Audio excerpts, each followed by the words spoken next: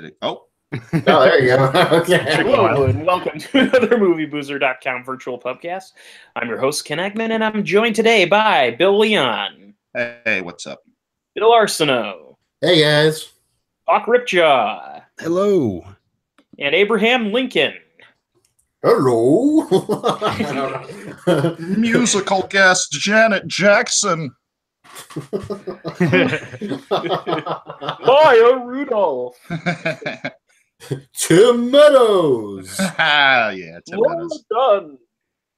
Laura Dunn. Or is it Nora Dunn? I think it's Nora Dunn. Nora Dunn, yeah. Yeah. You're thinking Laura Dern. Yeah, Laura Dern and Nora Dunn. There you Wow. go. Dern and Dunn. Dern and Dunn, yeah, there you go. All right, so we've got a somewhat shorter episode for you today. Our itinerary is not as stacked as it normally is, mostly because there have been some major releases and not a lot of money. So, first of all, we will be getting to Solo, but we'll save that for a little later just because let's get some of the smaller ones out of the way. Now, Dark Crimes. I didn't even know what this was until you mentioned it the other day, Hawk. So please tell us about Dark Crime. This is the Jim Carrey movie that kind of is under the radar, huh? Yeah. Well, the first thing you need to know about Dark Crimes is that it was filmed 2 years ago. Oh. And it released like last month. Direct to video. You can rent this now.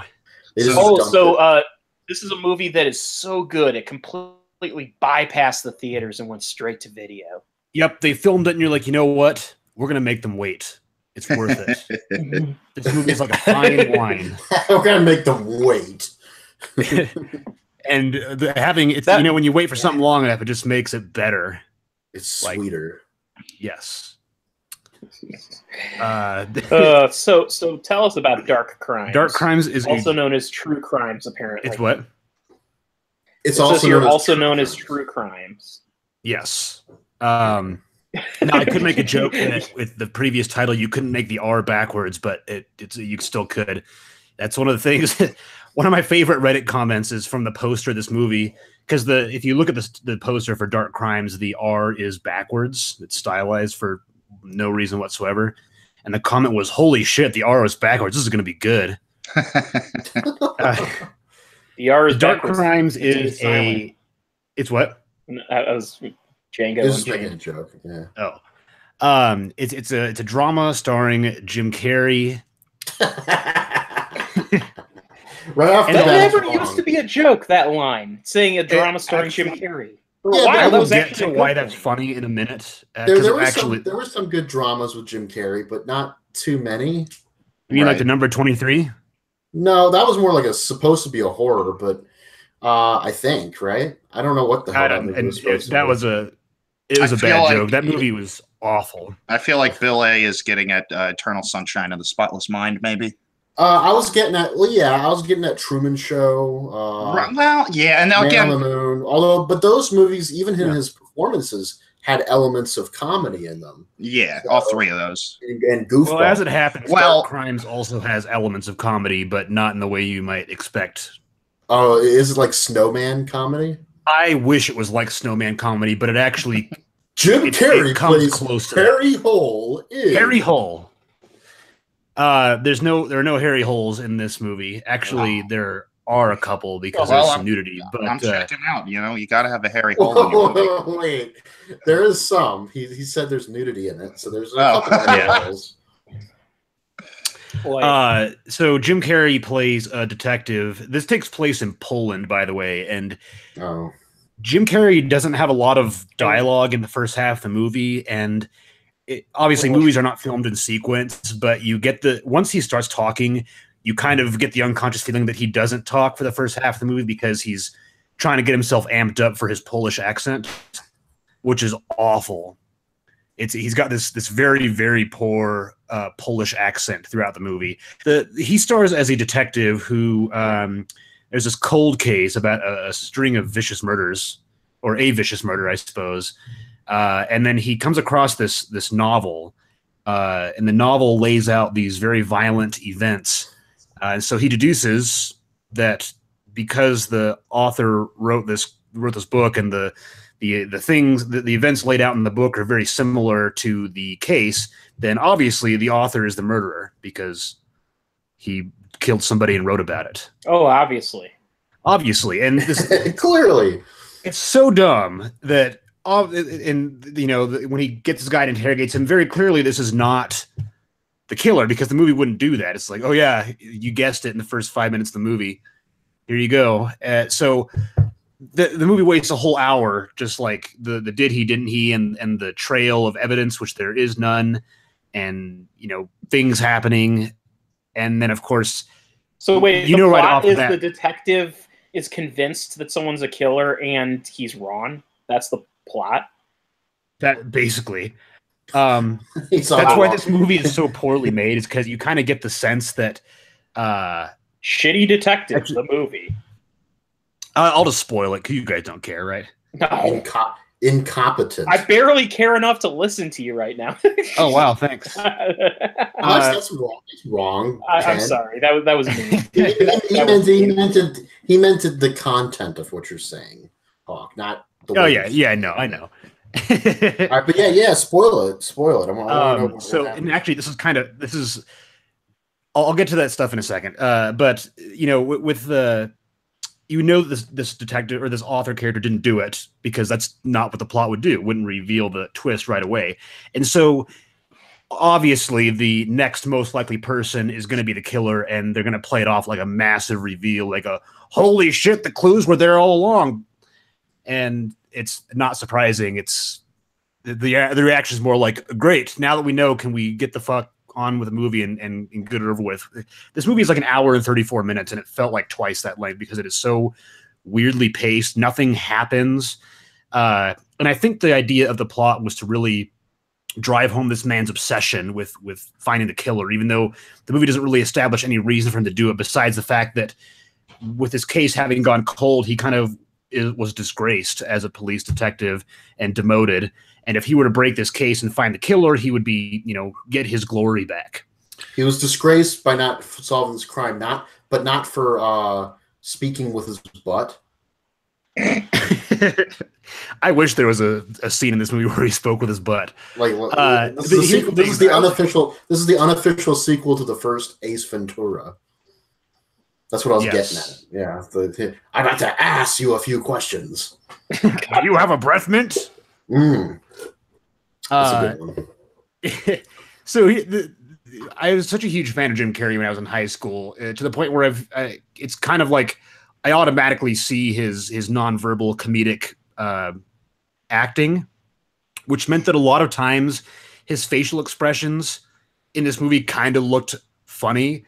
Like is the part where he's really angry and he slams a gate, and it looked like a goofy Ace Ventura character who's mad at something, so he slams a gate. It was a really strange sensation watching that. Like his scowl is comical. Maybe because we've been trained to think that. I know, right? You know what I mean? Yeah, it's almost like we want that out of him. So anytime he does something similar to that, we think, oh, that's his funny face. Yeah, exactly. So I think this is kind of playing into his obsession, because early on in the movie, he's talking to his mom. His mom's really old, and she's like, "Promise me I won't die alone." And he's like, "I promise, Mom." And then, like, towards the end of the movie, he goes to his mom's house and she's dead. Oh. And he's really sad, and he starts crying on the floor because I think what the movie is trying to be is like, oh, this case consumed him and he forgot about his mom and she died alone. How sad. He doesn't get into the bathroom and start crying under the shower, and he's like, no, kind of like in also in Ace Ventura when after he kissed Sean Young. No, not quite, but he's like leans against the door and like. But he does have the Jim Carrey's crying face is silly. He cries with mouth wide open and like eyes like either looking up or scrunched closed. He has, it's the Ace Ventura cry almost. Just without the hair. Yeah.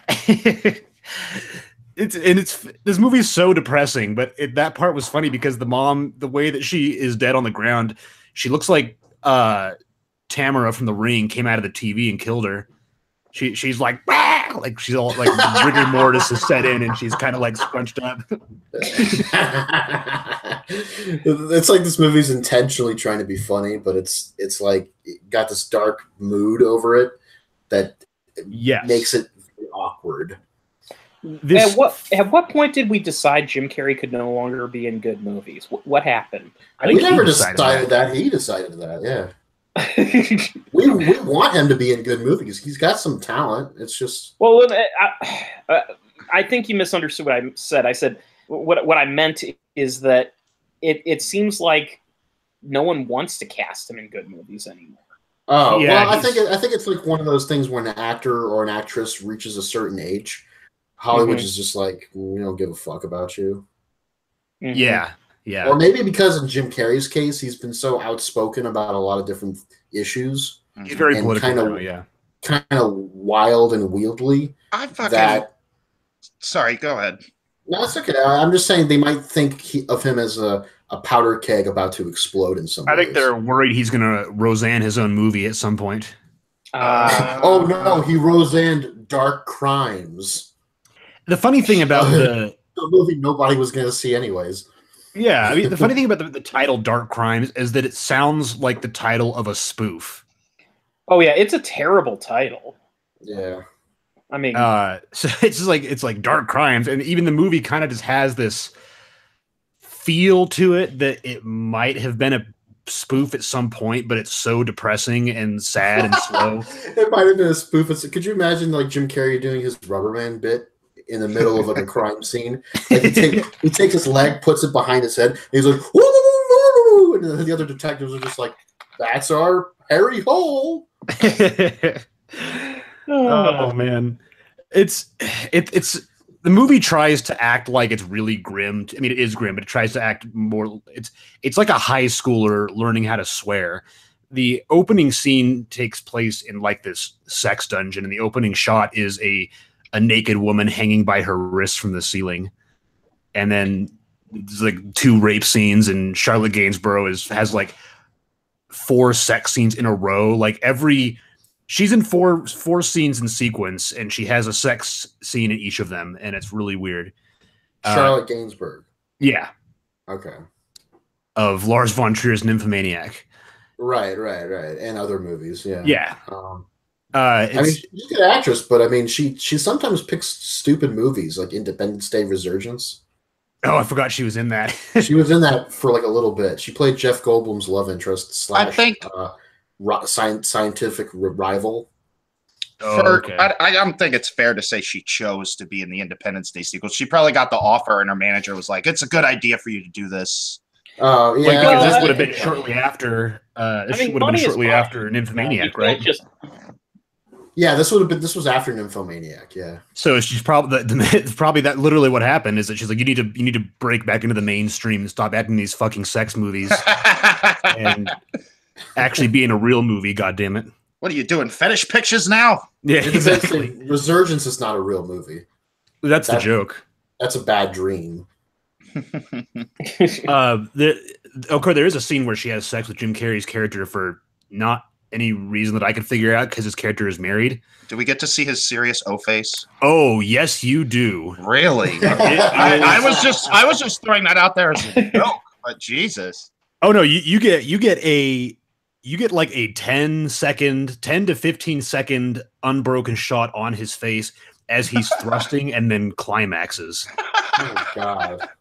And it's very funny. It looks like a comedic bit. He's like, oh, like eyes roll back in his head and like mouth wide open, and it's a really, really.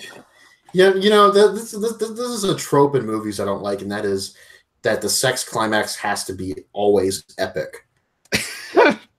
Isn't sometimes sex kind of like uninspired and boring sometimes? Like, yeah, usually. Not it's not always as fantastic as I hear it is, or from other people, from third parties. Oh, Bill, I just we me and my girlfriend banged this, and I was like, well, was it really as what you remembered it as you're describing it? I'd be willing to bet there was probably something lost in translation. Come on, calm down, buddy. Well, sometimes it's transcendent and memorable, and sometimes it's like a sad hand job. It's like the ending of 40-Year-Old Virgin, where Steve Carell has the first sex, and it's awkward, but I guess it goes okay for a first time, and then the second sex, which goes on for hours, and apparently that's defining. That defines the rest of his existence right there, you know. And he's in ecstasy and everything. But the first one was just kind of, you know, let's just feel it out and see what happens. You know? I lost my virginity to Catherine Keener. But I can't imagine Jim Carrey and Charlotte Gainsbourg having mutually awesome sex. Maybe for Jim Carrey. I don't think Gainsbourg would be feeling the same thing, though. And here's part of where the movie gets a little more skeevy and again, very grim and serious, like a teenager swearing, is that her thing is that when she worked at the sex place, I think that she's the girl that you go to if you want to pretend like you're raping somebody. That's pleasant. So Jim Carrey gets to pin her arms down, and she's like, "Hit me," and he slaps her, and then he comes. This movie's trying to be Blue Velvet. Yeah, it's just, but it doesn't have the ball to go there, you know, to go fully. Oh man! There's also not really any villain. Just kind of Jim Carrey sad, and then. Not even the killer. He's just kind of like he's just like, whatever. Yeah. Well, the killer ends up being Charlotte Gainsbourg.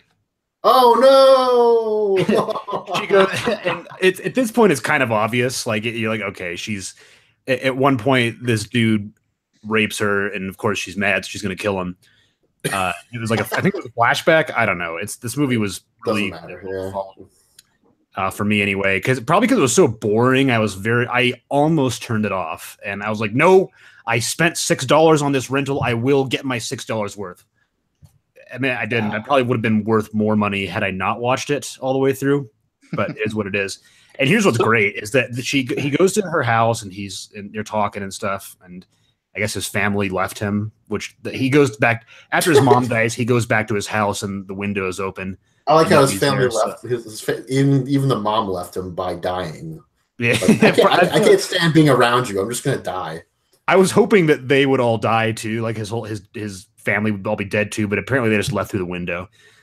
Through the window. He goes into his house and the window's open. He looks around and he turns on the TV and lays down in bed. And they didn't just go through the front door. The movie actually suggests they went out the window. It seems to be. I'll have to watch that part again, but it seems to be what they were implying.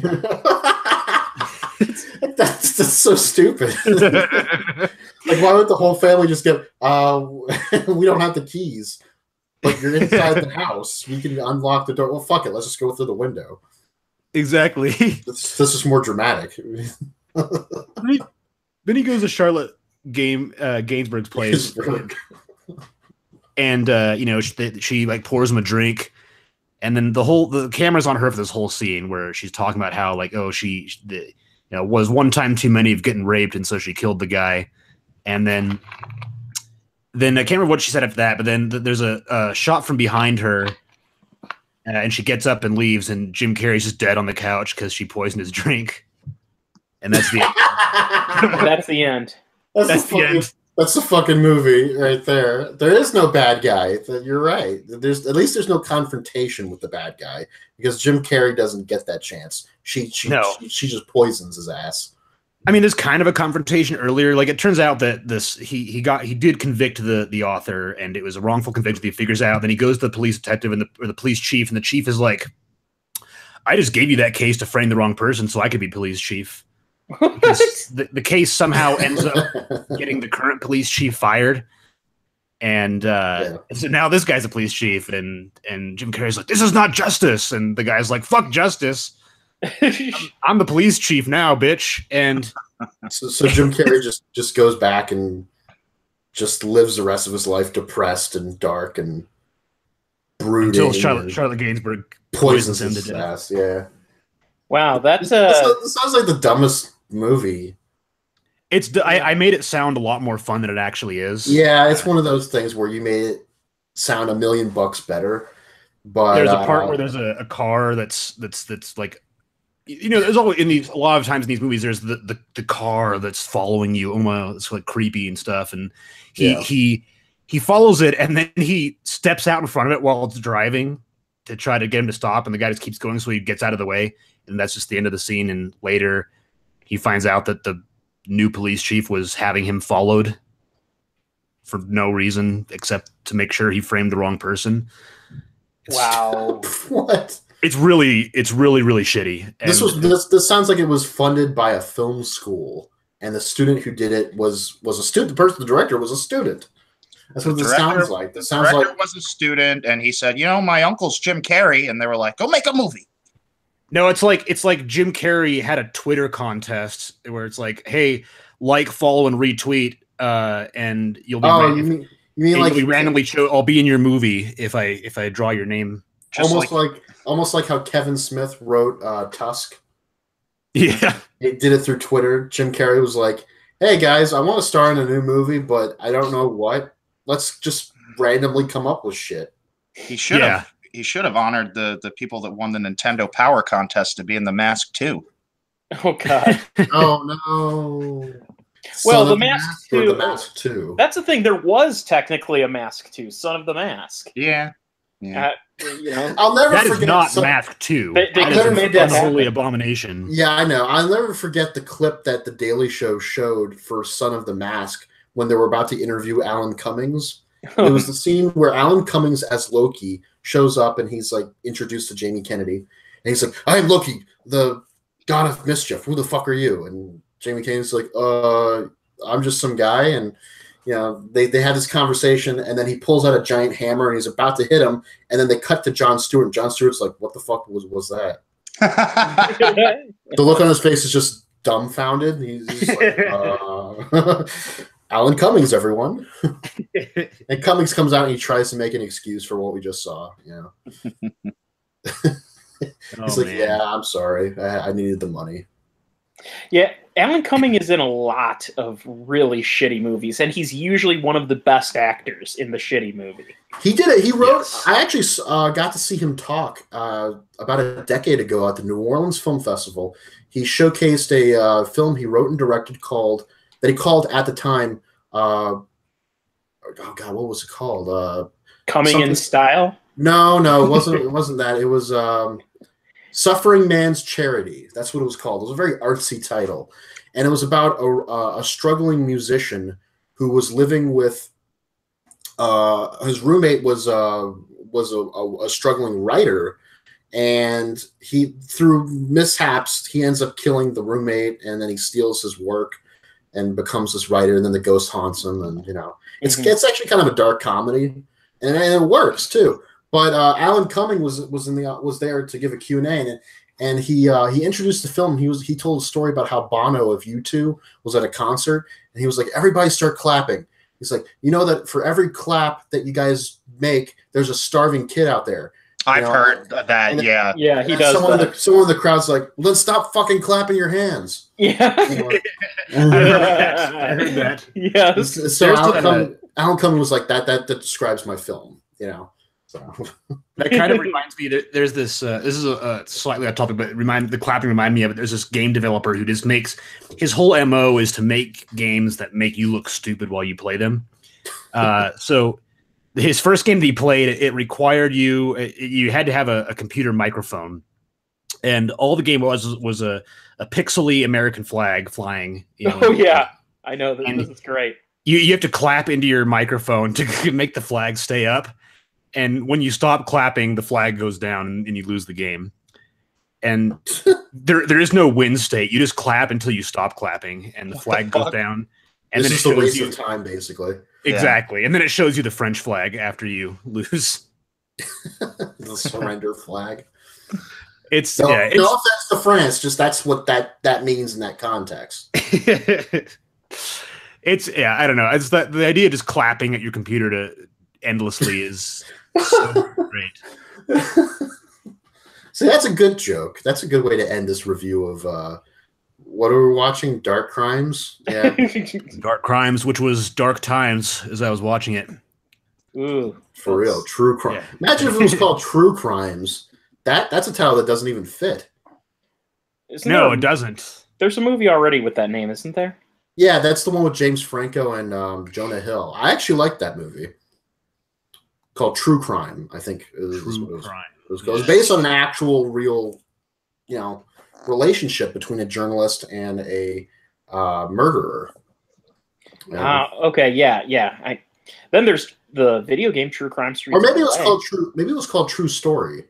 Yeah, True Story with him and Jonah Hill. Yeah, James Franco and Jonah Hill. Yeah. A lot of people didn't like it. I just, I don't know. I actually did like it. That's just me, but maybe we should segue into Fahrenheit 451 now. Yeah, go ahead. Might as well. Hawk, you want to intro this one? I actually talked about it last week, so I'll let you lead because we were pretty hard on it last week. So okay, unless you want me to, I would. No, it's okay. It's okay. I wasn't able to attend last week's thing. I was just fatigued and tired, and because I'm preparing this in-town move to another home with my brother, and but I did have the opportunity to watch Fahrenheit 451 on HBO on Hulu. Which I just gotten. I just reinstated HBO and Showtime on Hulu, and I was very excited to watch it because unlike Hawk, I've never read the bock. I know what happens. No, I've read the book. No, I that's what I meant. Did I say it wrong? Hawk. Oh, I'm sorry. I've never read the book. He said unlike. Yeah, I said unlike. Yeah, right. Okay. Oh, okay. I heard I'm like. I'm sorry. No, I'm sorry. No, I'm sorry. I've never read the book, and I've never seen the Truffaut adaptation. I've seen pieces of the Truffaut adaptation, and it looks, I mean, you can only judge it so far, but it looked unwatchable. It really is? Okay. Yeah. The clips I saw were very meaningless. It was just a guy on a train, that was the clip I saw.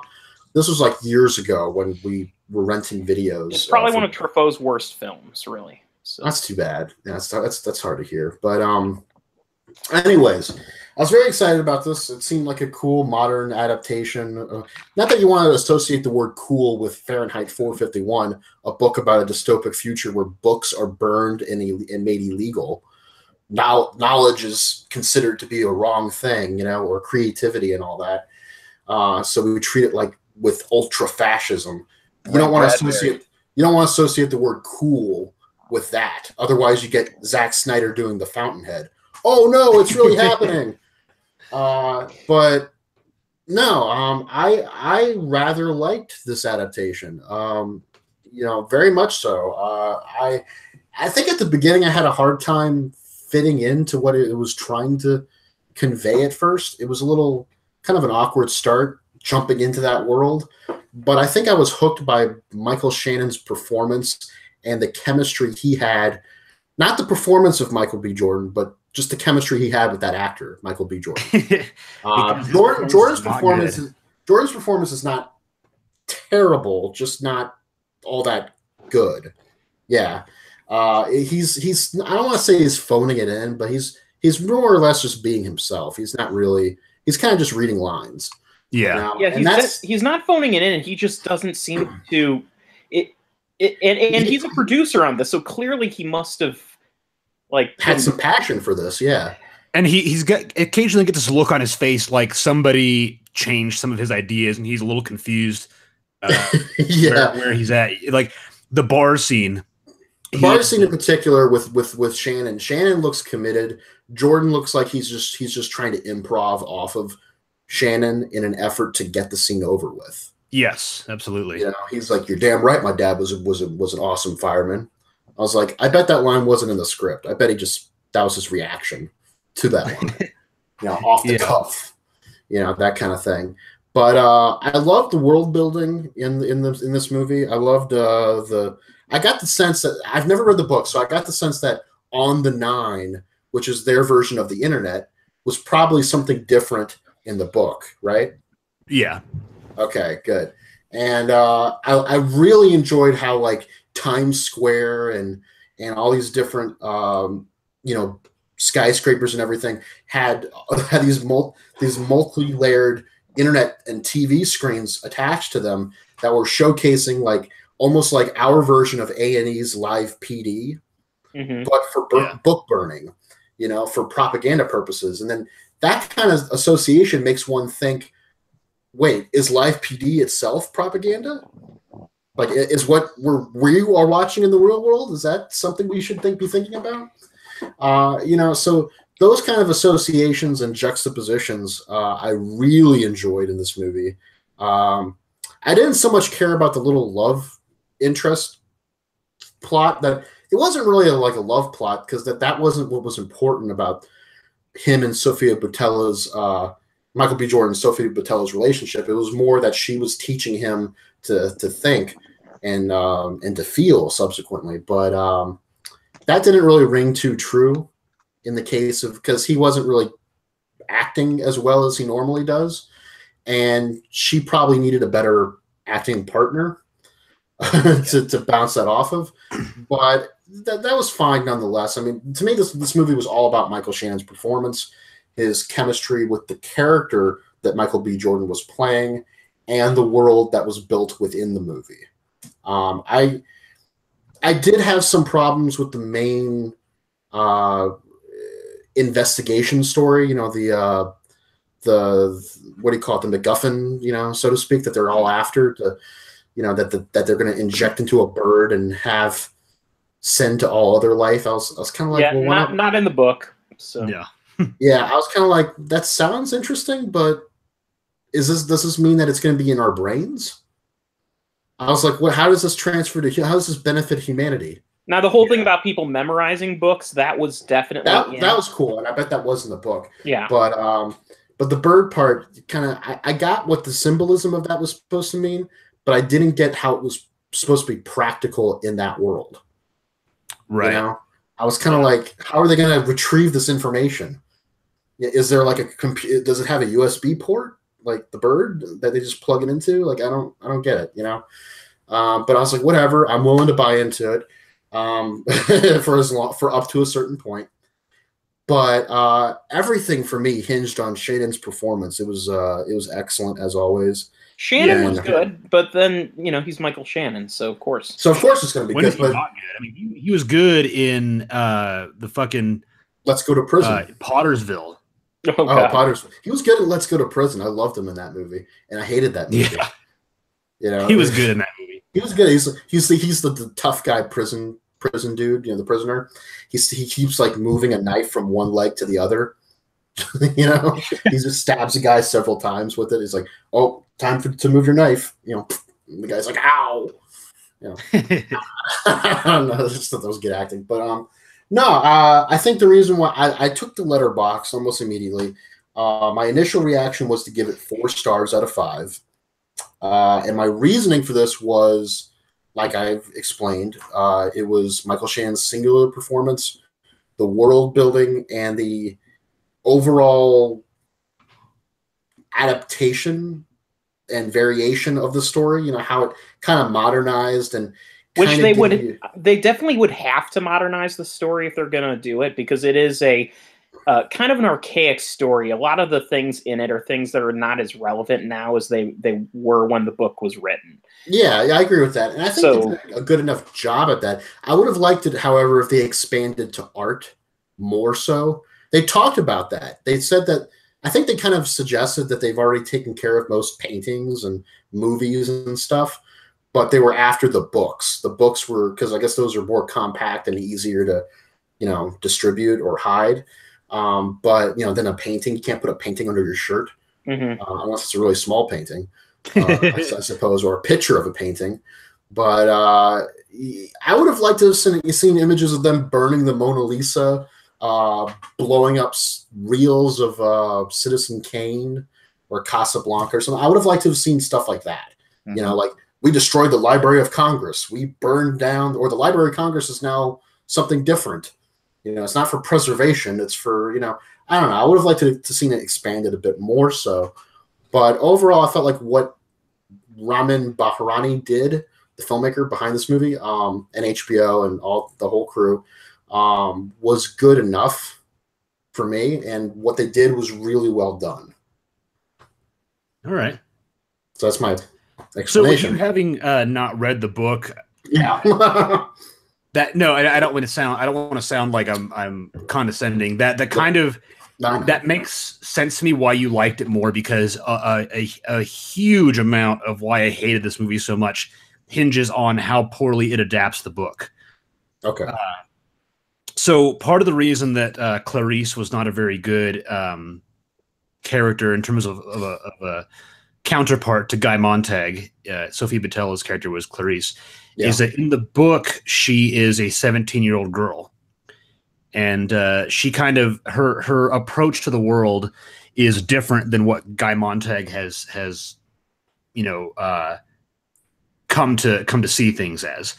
And there's first of all, Bill, I would heartily recommend that you read the book. It's I think it's 200 something pages, maybe.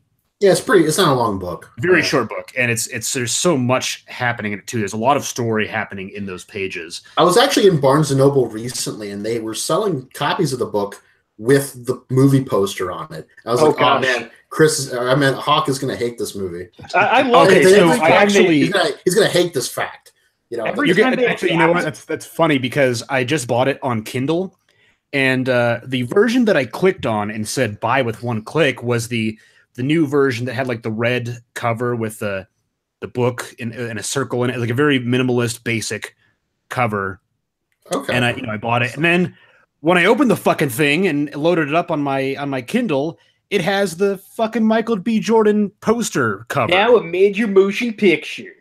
I was really that legitimately pissed me off. I was like, this is not the version of the book that I paid for. Well, it's the same book. It's just not. It is. It's just now I've got a whole bunch of horse shit on the cover. It's just that's how they sell it to the people, like the book club people.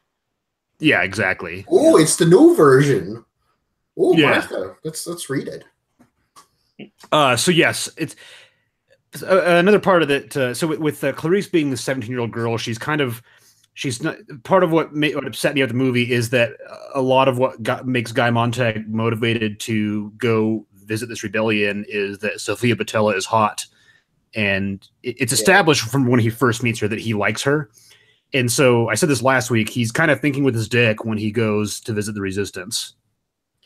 It's like, hey, maybe if I hear what they have to say, I might get a little snuggle or something. Whereas in the book, it's kind of, he's intrigued by the attitude of this 17-year-old girl. She's kind of very wide-eyed and curious and asks a lot of questions. And reminds him of something he never was. Exactly. In fact, it's one of my favorite lines in a book that I can think of is at one point she's like, are you happy? He's like, yeah, of course I'm happy. Why would you ask that? And he kind of laughs. And he goes back into, and I'm going to paraphrase this because I don't have it in front of me. He goes back into his house, and then he says, oh, he's not happy. And he said, the book said he wore his happiness like a mask, and she took his mask and ran away across the lawn with it. He had no way of going back to her door and asking for it back. Which is a great line that I kind of butchered a little bit, but it's good. And also a whole part of this book, and this is why actually I kind of disagree with you a little bit, Ken, that it's kind of archaic, is I actually think the book is quite timeless, because in any era that you read the book, the context of the story's themes are a little bit different, but it still resonates. Well, when I say archaic, I'm not saying specifically that the concept is out of place. And in fact, in some ways, it's more relevant than ever, considering the way, books are now all digitized and such. So that kind of adds to some themes that you can expand on. But what I mean is the focus on print books is, that's what the movie was trying to, this new adaptation was trying to do, was trying to address the fact that, digitization is kind of the way of the future. And that apparently if you smash a computer, the data has disappeared forever. Yeah, well, that's that's a screenwriter who does not know how books work, or not books, how the internet works. Yeah, like a major theme of the story in the book is why I think it's so timeless. It is not the scope of the movie is just books are being burned, but in the movie it is about the mass media smothering free thought. Right. It's people becoming addicted to television. In Guy's house, every wall is a television screen, and he actually has a wife in the book.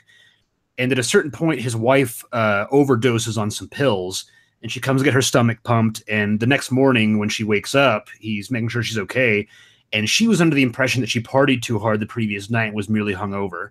And this is one of the main things where Guy is convinced that all of a sudden that there's something very wrong with the world he's living in. And that's kind of why the whole Clarice thing really bugged me, is because with Clarice being an adult woman in this movie and him being a love interest to Guy Montag, it kind of deletes his agency in waking up to this world. He just kind of wants to see what's going on. In the book, he's slowly realizing of his own accord that this is not right. Mm-hmm. It's that was, again, there was a whole lot in this book that really bugged, or in this movie that really bugged me, because again, I'm now officially one of those assholes that gets really upset over an adaptation because it's not the same as the book. But now I kind of understand those people.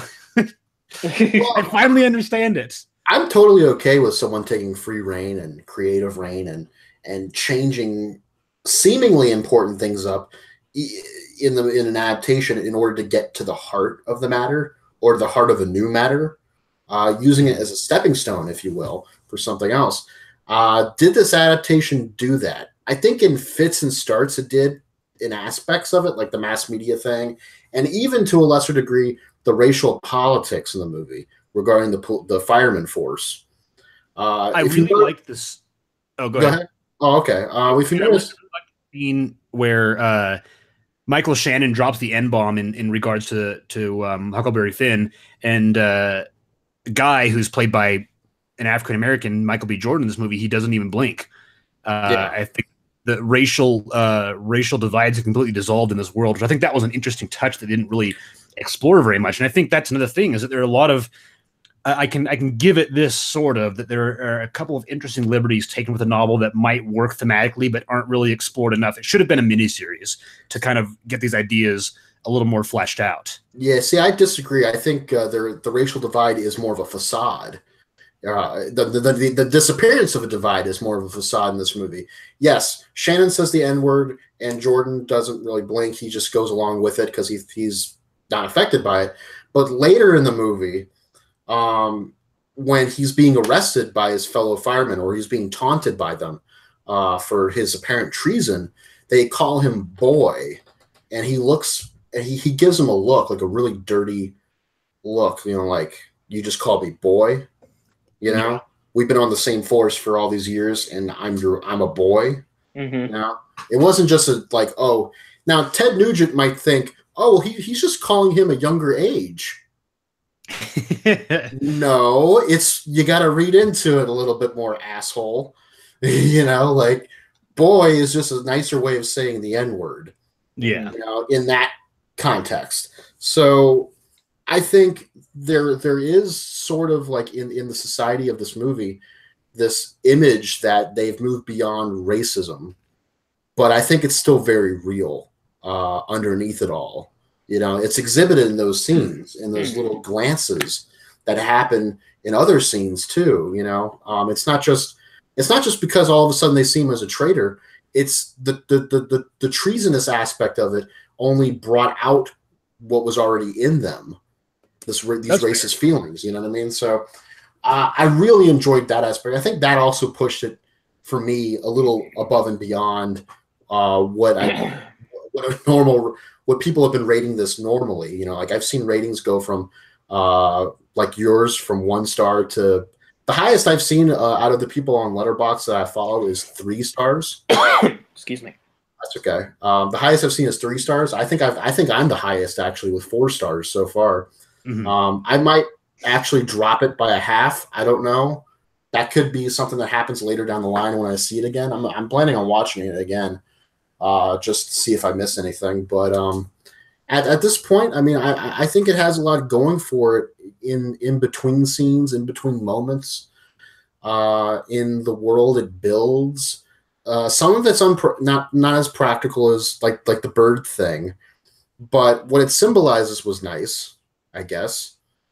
I guess it was pretty. You know what I mean?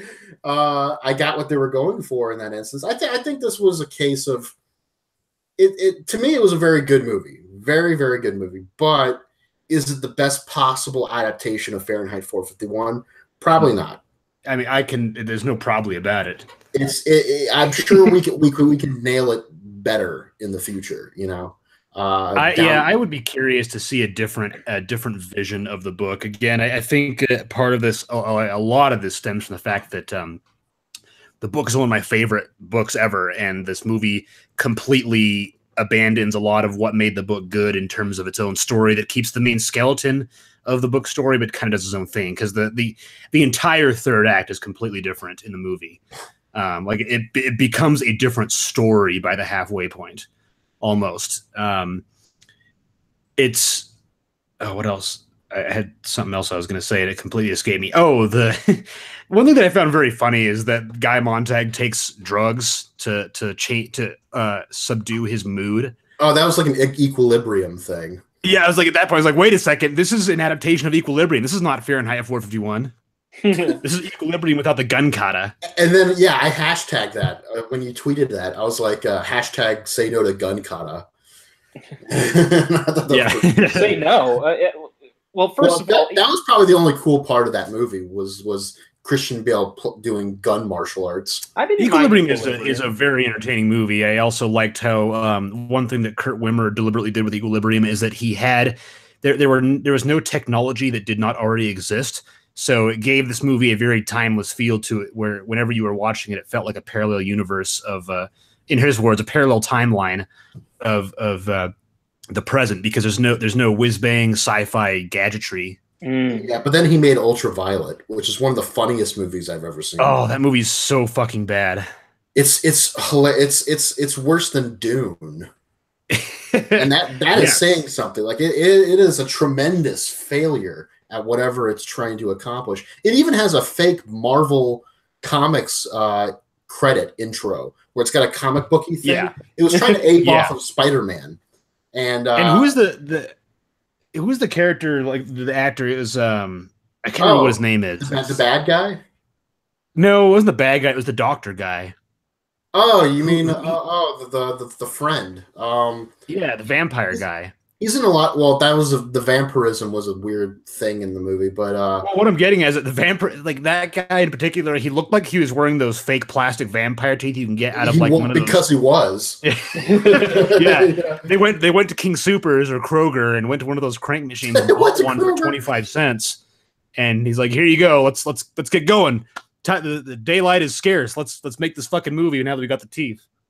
Yeah, for real. What a daylight! They shot this all in a studio with green screen. Yeah, probably. I meant that metaphorically. Yeah, I know. What a stupid movie! But I had such a great time watching it in the theater. We're the only ones in the theater, and I was laughing my ass off. Yeah. But yeah, it's what were we saying about Equilibrium? Fahrenheit the drugs in Fahrenheit 451. Yeah. Reminded you of Equilibrium, and I kind of got the feeling that the drugs were all over that movie in Fahrenheit 451. Like it wasn't just him; it was almost a requirement. That was the implication I got for at least certain members of the government and maybe even citizens too. But that's also why this movie felt the book burning and the drugs felt like a top-down decision. Like this was an oppressive government that was enforcing these rules and entrapping these people in these methods of burning the books and smothering their free thought, where in the book it was kind of a decision made by the populace, which they kind of allude to in a conversation in this movie, but in the book it really is a thing where like as a public the world decides to start burning books and moving towards mass media and eliminating free thought, and the whole world just kind of came together and that happened. Well, the movie kind of suggests that too, but it suggests it in a way that seems to be that the world governments came together, the countries, came together and were like, how do we convince people that this is good for them? Exactly. And I thought that was far less frightening than the world deciding as a people, not a government, that like, oh, let's start burning books and stopping thinking for ourselves. And I think that was almost like coming up like an Occupy movement, like it's a grassroots campaign to burn books. Did you think it was weird how that there was like a couple of moderate shades of parallels to Trump's America, where like in the early scene, they're like, we're going to let these people take our jobs and steal our tax dollars. That's what I didn't get. That was one thing. I was like, how is reading a book going to, like, wait, what? I was like, are they on welfare? Well, I think the main thing is, like, as far as taking our jobs, is that they're like second-class citizens because they don't follow the book rules. I guess it was really weird. But honestly, we've been talking about this movie like for way too long. Okay, well, just to sum up, that line felt very shoehorned, and I agree. The Trump's America thing wasn't as strong as it could have been, and also if it was strong, it would have been very boring in this movie. The movie was better off not focusing on comparisons to Trump's America. Mm-hmm. Yes. All right. Well, we'll go ahead and move on. What's next? We'll save Solo. You know what, Bill Leon, you've been sitting here very patiently. Yep. Go ahead and talk. This is the quietest you've actually ever been on this show. Yeah, you wanted to talk about. I don't mean that as a bad thing. I mean, like, no, it's all good. A long spread, Arrested Development. Go ahead. So, I feel like Larry King. Go ahead. All right. I want to talk about two things, not just the new season of Arrested Development. I will get to that, but I know Ken hasn't seen it. Have you watched any Arrested Development, Bill? I used to watch it a little bit when it was on broadcast television, but I haven't seen the new seasons. It's really worth watching all of it to get the full picture. 1 through 3 ran on network television, and then Netflix picked it up and produced season 4. And season 4 was met with sort of a mixed reaction from the fans because the format of it had to do with each member of the cast, each member of the family going their separate ways and following them on their separate journeys, and then they come back together at the end. Because all the cast had they all had scheduling issues. I didn't have a problem with the original season 4. People were fucking bitching about it though. So what Netflix has done, if you don't know, is that they re-edited season 4 to be more like the original run of the show. Which I've heard makes it worse if you've already seen season 4 and better if you have not. Maybe, because again, I went into it from the standpoint of I had already seen the original season 4. I think it works really well in the beginning and the end, and then in the middle, there's these long stretches where you find yourself going like, I haven't seen Buster in a while. I haven't seen Maybe in a while, because if it's weird. It was a weird experiment. I don't know how happy they are with it, but I would actually be interested to hear somebody that saw the edit first and what their reaction to it would be. I've only seen maybe half of season 4, if that. So I'll probably watch the edit and let you know what I think, and then watch the original.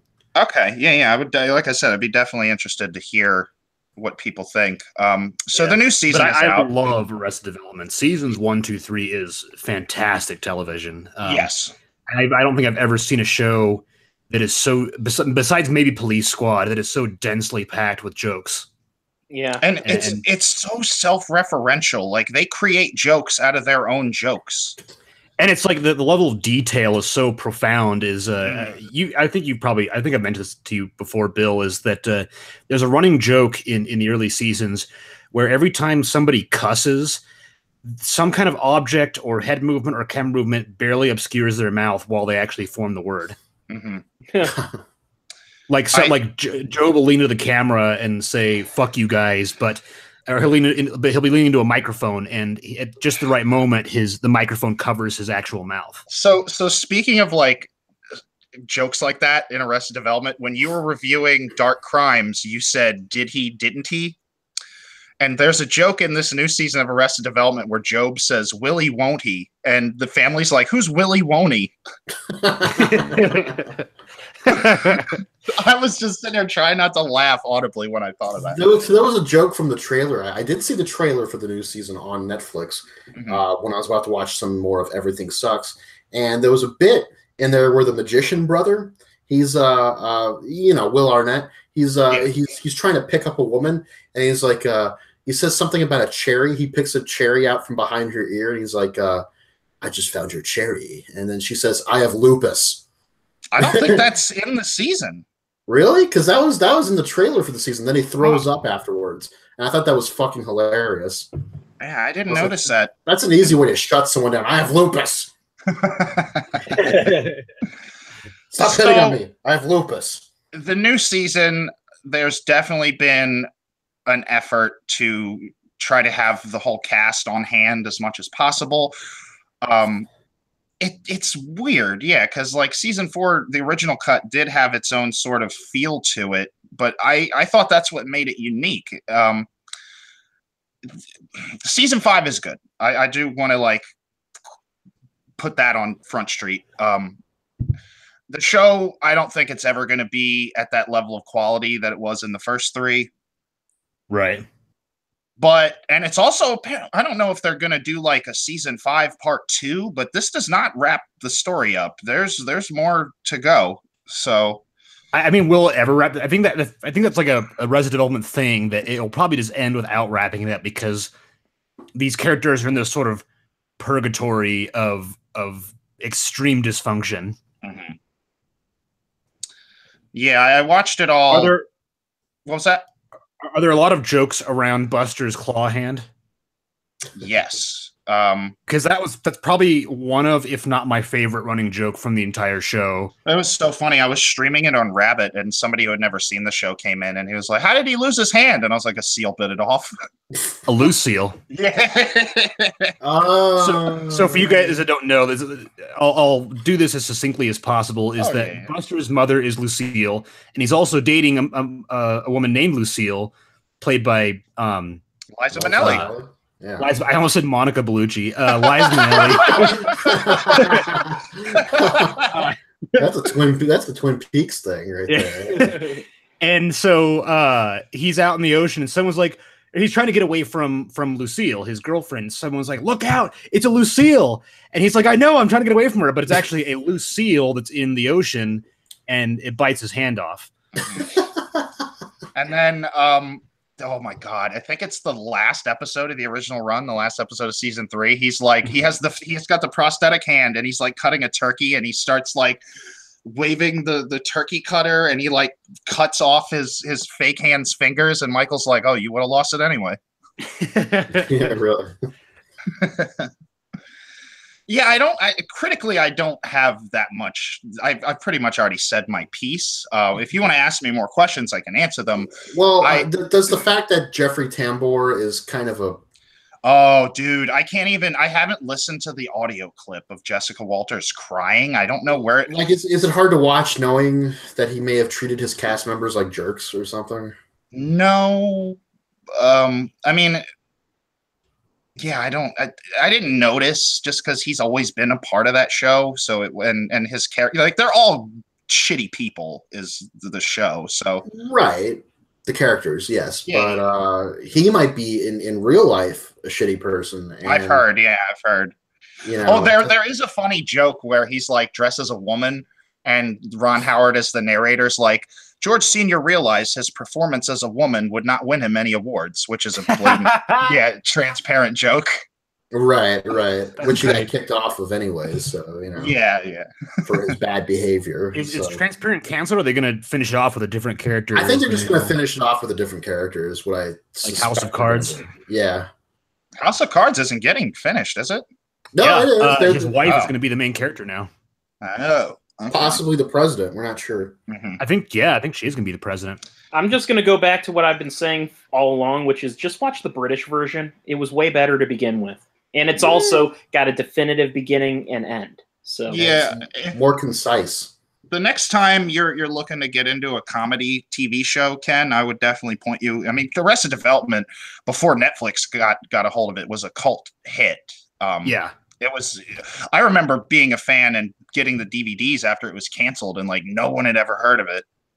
Yes, I mean we recommend this once every 4 or 5 weeks, but again, I cannot echo that sentiment more strongly. This is a classic comedy show. It is one of the most entertaining comedy sitcoms. It's one of the most entertaining sitcoms that I've ever watched. Mm-hmm. Well, you know, eventually, when I have my druthers, I will watch it. We'll keep bugging you till you do. In your 60s, you'll... I remember back when the Pubcast, they that's why I use the term when I have my druthers, because it's going to be super old.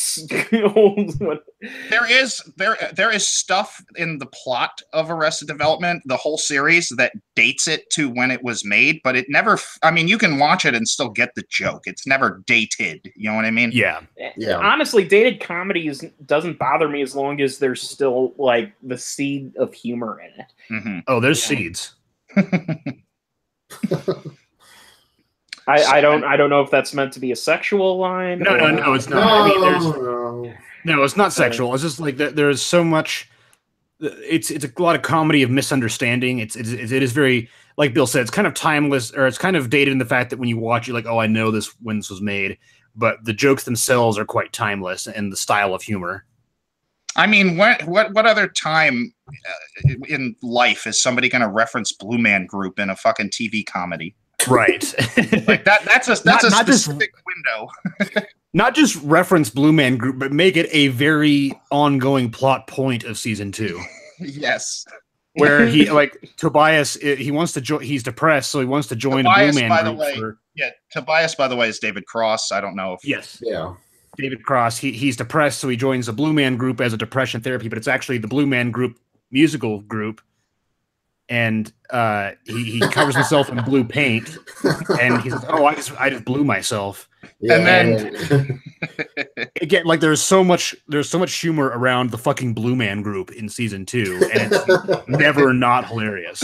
Yeah. You know, it still doesn't beat in Salute Shorts, where the campus counselor, he ends up. Okay. The tie-dye thing? He gets dyed in blue. He's like, I'm toilet bowl blue. Oh, that also happens to Paul Giamatti in that Frankie Muniz movie. Oh, well, fuck that. Big Fat Liar. Big Fat Liar, yeah. I remember reading an interview with it was in like some kids magazine or one of those things that I read when I was younger. There's an interview with Paul Giamatti on that movie, and he had an allergic reaction to the blue paint, and he almost went into a seizure. Jesus. Wow, there's a great video. There's a great video online. I think it's on Vimeo somewhere of two filmmakers, like two young filmmakers. They were on a subway train in New York, and they see Paul Giamatti playing on his phone right across from them. So they shot footage of him without him knowing it, and then later shot footage of themselves mocking him, pretending as if he's like right in front of them while they're doing it. So they're like, "Oh, Paul, you're just playing on your phone, huh? You think you're so much better than us?" and then they cut to Paul Giamatti. He's just looking at his phone. Also, this is back to Arrested Development, but the Fox network has a fucking track record of dropping cult hits. Yeah, Fox doesn't really care about anything besides Empire these days. I don't even. If it's not giving them insane ratings from the get-go, they don't give a shit. Yeah. Although Gotham they've been holding on to. Mm-hmm. Well, it's that DC Universe thing. They're, the television DC Universe is blowing up. They're doing a good job. From what I understand. Not the Flash finale. Well, I don't watch the Flash. I actually don't watch any of the shows. I want to get into Black Lightning. That looks really cool. That is on Netflix now. That's on Netflix now. Yes, I added it to my queue recently. American Dad went to TBS, right? Did they produce a few seasons of that? Yes, and the new season is viciously unfunny. Is it really still on the air, or has it been canceled? No, it's on the air. I don't believe Seth MacFarlane is creatively involved anymore. He just does the main voice. Wait. Seth MacFarlane's creatively involved in something? That's a little hard, right, Ken. But okay. Actually, I was talking to. This is weird. I was at a brewery, and I was at a brewery and talking to a rep for a local beer company, and he told me what he had heard is that the producers of American Dad made just a shitload of episodes, and they kind of shelved the ones that weren't as good, and those ones are mainly the ones that are comprising the new season, which is why it's a bad season, because they're using all their B episodes. Did Jeff ever return to Earth? Who's Jeff? Not so far that I know of. Jeff's the boyfriend or the husband of Haley. Oh, okay. See, that's the guy. He was one of my favorite characters. Wait, did he die? Yeah, he died. Oh, I'm pretty sure. Oh. I can't remember. It's been a while. Like he had an arc where he got sent into space, and he had a couple of adventures in space, and then I think he was supposed to return to Earth in some big epic fashion. So I wanted to know what happened with that, but apparently he's dead. So fuck it. I think I'm still waiting on that too. I'm fairly certain he's dead. Okay. Yeah, that's too bad. You've been listening to TV Talk. Yeah, for real. Oh, by the way, the new Unbreakable Kimmy Schmidt season is on. Yes, that came out today or last night. Yeah, today. Yeah. Is that show worth going past? Yes, yes. Okay. It's a really good show. I'm finishing up the third season right now. Okay, I'll have to check it out. Have you watched 30 Rock? Yeah, I love 30 Rock. Okay. 30 Rock is great. It's very similar to that because it's made by the same people. Yeah. So, let's okay. So Jeff does Zach. It's kind of weird what I'm reading, but I guess he's not dead. So that's so. There was So we're off the train. There was franchise. It's called Solo, a Star Wars story. Opie, an Andy Griffith story. Solo. That's a section of New York, right? Ciolo. Ciolo Green. He's a R&B artist. That guy. All right. Okay, that's enough. Let's talk about the movie. I didn't see it, and I'm just so burnt out on Star Wars. But go on. Yeah. Get on with it. Let's run that franchise right into the ground. This is probably going to be our biggest debate of the night because, as I understand it, Hawk, you did not like this movie at all. Am I understanding it correctly? I didn't like it, not at all. I didn't like it very much, though. Okay. I found myself very bored. Okay. Well, and it seems to me that the reason why this may not be the most interesting of reviews is, on one hand, I rather enjoyed the movie, but I'm also not gonna defend it. That's fair. I think I'm kind of on the same page as you. Like, there were some enjoyable moments, but the parts that bugged me far overshadowed the parts that I liked, which I could probably count on one hand. Yeah, see, I liked a great deal of the movie, and there was plenty that bothered me about it, but at the same time, it's one of those things where I can't get excited about Star Wars that much anymore. And the fact that I enjoyed this movie as little as I did, I did enjoy the movie. That's enough. That's actually really ironic because I can still get excited for Star Wars, and there were some moments in this movie that got to me as a Star Wars fan. Like when you first see the Millennium Falcon, you get a kind of slightly different version of the original theme, which was really cool. So I still really like Star Wars, even though The Last Jedi was pretty disappointing to me. I'm still excited to see more Star Wars films. In fact, I'm very pumped that James Mangold is doing a Boba Fett movie. That sounds fucking awesome. But Solo was not the Star Wars movie that I was looking for. What you're looking for? Yeah. So first of all, okay. There's absolutely no need for a Han Solo movie. No need whatsoever. Nobody fucking cares. I think a large part of what made Han Solo. And it turns out that no one did care because this movie didn't do well in the box office. No, it made 101 million on the 4-day weekend and only 60 something overseas. It's not doing well, and this is especially bad considering that with Ron Howard replacing Lord and Miller in the director's chair, that brought this movie's total production budget up to about $300 million. Wow. Which would mean that we have to make 600 to 800 million to break even. And this is a movie that, by the way, looks like one of the more expensive Star Wars movies. It does, which is weird. But I think this would have worked a lot better if it was a Lando movie. Yes, I agree. Even just you saw it, right, Bill A? No, I haven't seen it, but I would have loved to have seen a Lando movie. I enjoyed Donald Glover's performance, but it was a total Billy D. Williams impersonation. He didn't really make it his own. And Alden Ehrenreich, for all of the criticism about him, they had to get an actor. I honestly thought he was great as Han Solo. He nailed the basics of the character, and he was able to make it his own. Too. I disagree. Okay, well, you're wrong.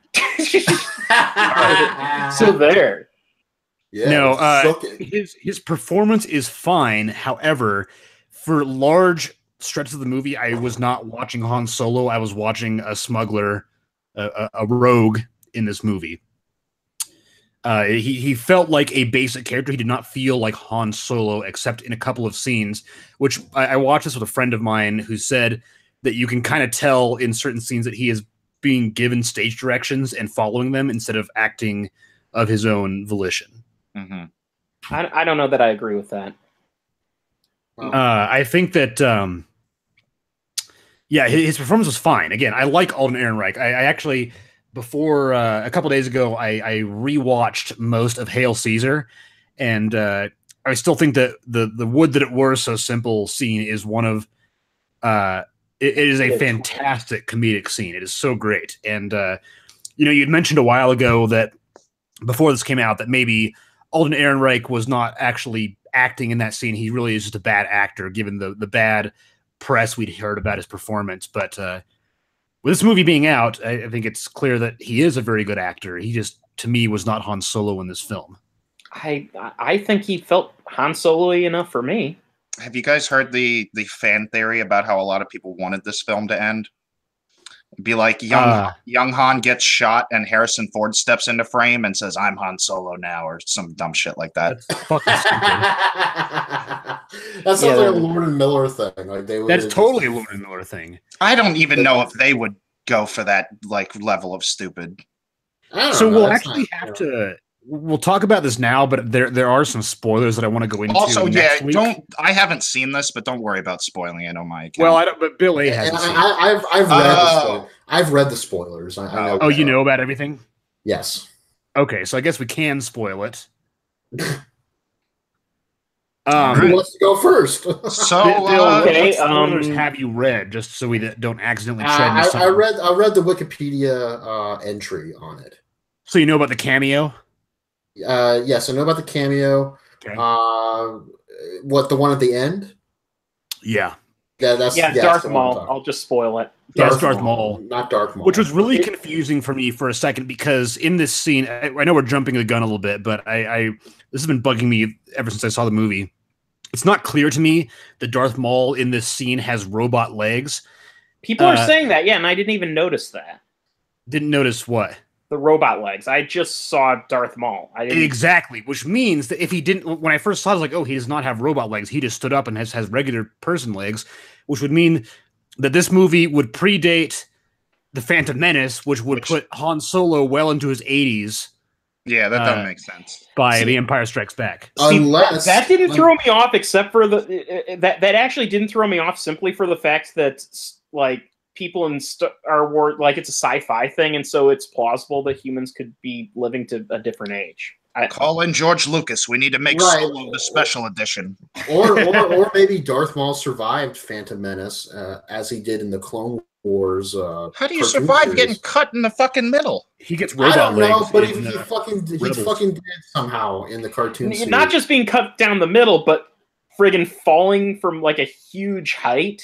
Too. He gets bisected and then Spartan kicked down a thermal shaft. Yes, yeah. I know it's not practical. I'm saying it's possible within this world, that this universe, this galaxy. It's superhero movie rules. You cannot. He's got a robot penis now. Yeah, he's got a robot penis. Yes, he's got a mechanical penis. He's fucking slaying Tang all over the galaxy. Is he? We don't really know that. We're just robot penis.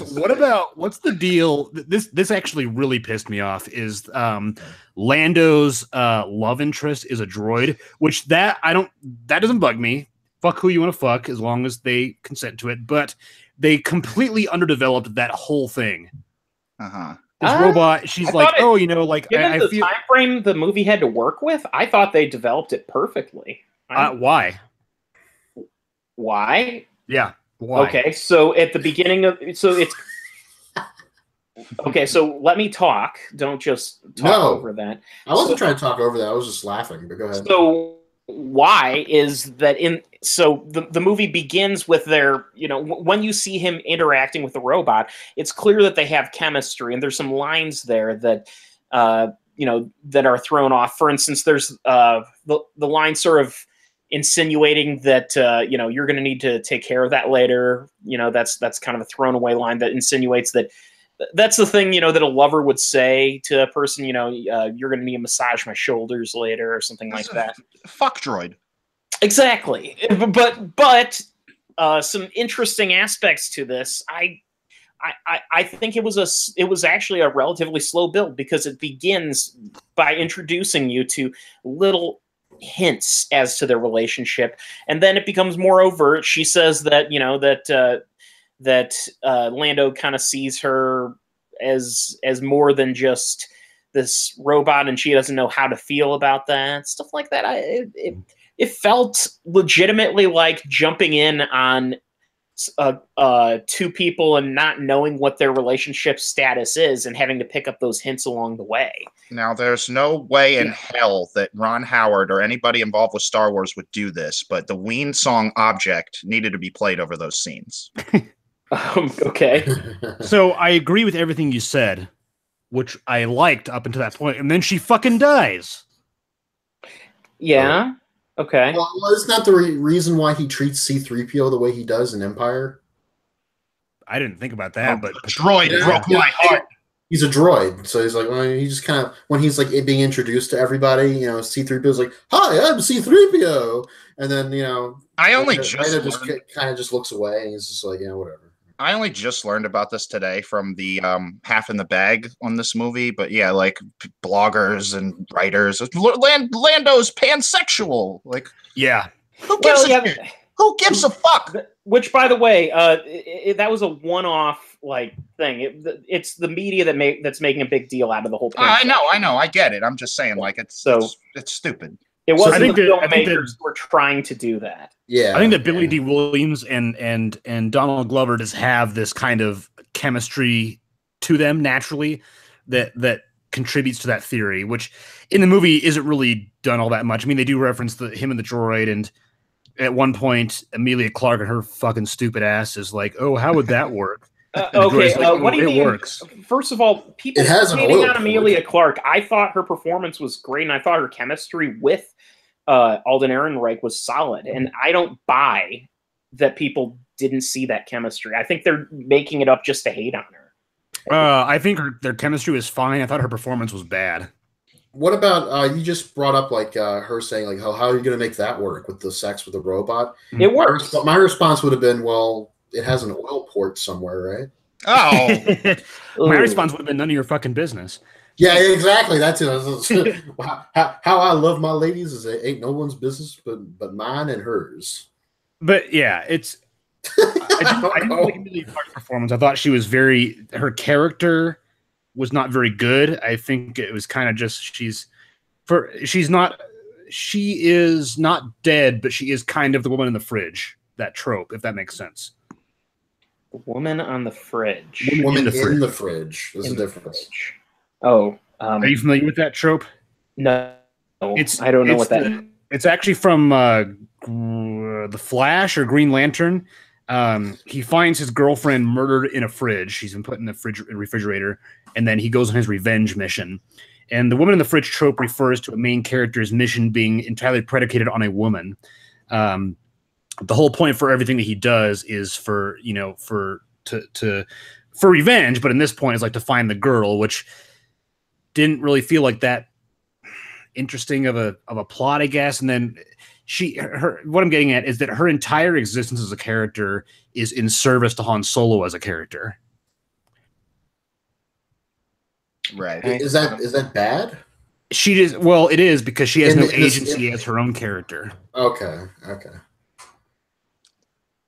The whole problem with the woman in the fridge trope is that it completely removes the agency of the women character, and it's kind of not in this movie so much, but the trope itself is kind of misogynist, because the only purpose of the woman in this story is the male to have a reason to have a story. Yep. Okay. Well, wait. So what? That basically describes 99% of Hollywood films. I was gonna say John Wick is an awesome fucking movie, and that's 99% of all films might not be as politically correct. Right. Oh, yes. Well, I mean, the entire Hollywood system is shifted towards males, and John Wick is not woman in the fridge, it's dog in the fridge. But the dog was the replacement for the woman. So without the woman, it was like the present from his wife. Yeah. But, yep. But that's John Wick. That works. That works. Works.